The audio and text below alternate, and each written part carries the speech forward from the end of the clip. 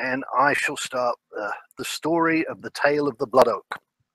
On cold winter nights, when the wind barrels down chimneys, filling homes with soot and smoke, mothers comfort their crying children with the story that the wind is coming to visit an old friend, and that there is nothing to be afraid of.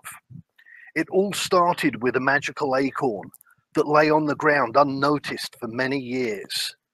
This powerful little seed had so much magical energy inside it that one day it started swelling and pulsing as if a heart was beating. Then, with a loud crack and a wondrous bang, it burst open. From within, and in less time than it takes to blink an eye, a massive tree erupted, with branches soaring high into the skies and roots burying deep down into the earth. The acorn had split apart with such ferocity that created a wind, which thanked the acorn that had become a tree for bringing it to life, and promised that if it could ever help the tree in the future, it would. The ancient ones of old Illyria loved this tree and fondly called it the Great Oak. Where it grew, people came to think, play, write, dance, feast, and celebrate life with a wild exuberance. It was said that if a person fell asleep beneath those great branches, that sometimes the magic of the tree would replace their dreams with visions of the future. On one particularly hot summer's day, after the great oak had lived for over 1,000 years, an ancient seer called the Haruspex sought to rest from the searing sun in the shade of the huge branches. Despite the shrieks of laughter as the children played their games all around, she drifted off into a very, very deep sleep. Beyond her darkened eyelids, she dreamed a terrible and frightening dream. Within this horror of a nightmare, she saw that the world would be plunged into chaos. Seas would rise, lands would break apart and be swallowed up. Those lands that did not sink beneath the waves would be ravaged by a burning that would come and destroy all that was left. Worst of all, she saw that their beloved great oak would be consumed by the flames and destruction. When she woke, the Haruspex summoned her 7 spell weavers. They gathered around the tree to cast a magical ritual so strong that the great oak would never fall. For 7 days and 7 nights they wove their magic. They did not eat, drink, or even sleep.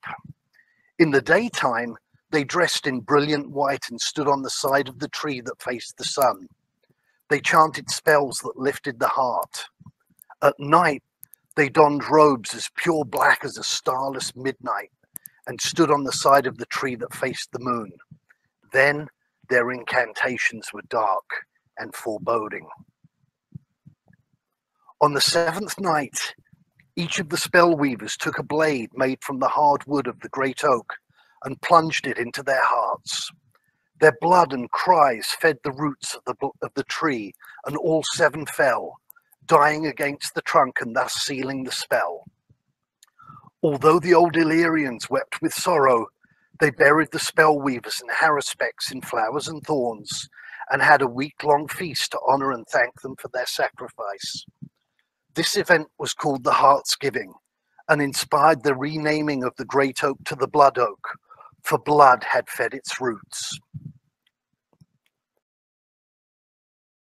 Oh, and I have a problem here, because, 1 year later, the burning came. Horrifying storms and fire ripped through the lands, but the Blood Oak stood strong. Suddenly, the greatest lightning bolt that had ever been seen struck the Blood Oak, splitting it clean down the middle into 2 halves.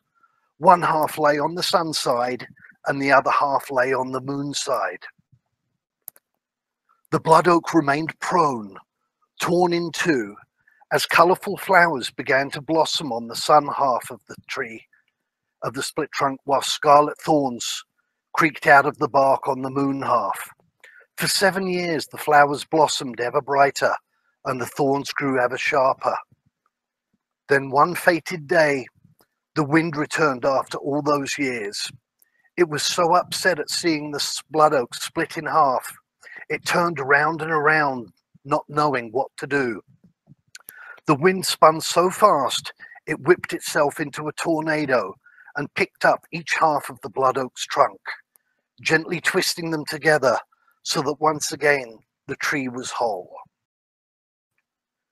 During the years the trunk halves had laid on the ground, 7 branches on the sun side and 7 on the moon side had curved downward to the earth and intertwined with 7 roots beneath each half, so that the blood oak became one seamless entity, both above and below the ground.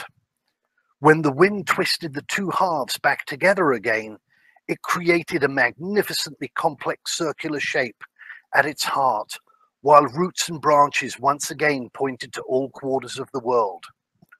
Although old Illyria had been ripped apart, the blood oak survived and remained in New Illyria. It is the very blood oak you can go and touch today with your own hands. There is one final thing you must know. As the blood oak came into New Illyria, some acorns fell from it and vanished into thin air, a final act of magic. Who knows what became of them?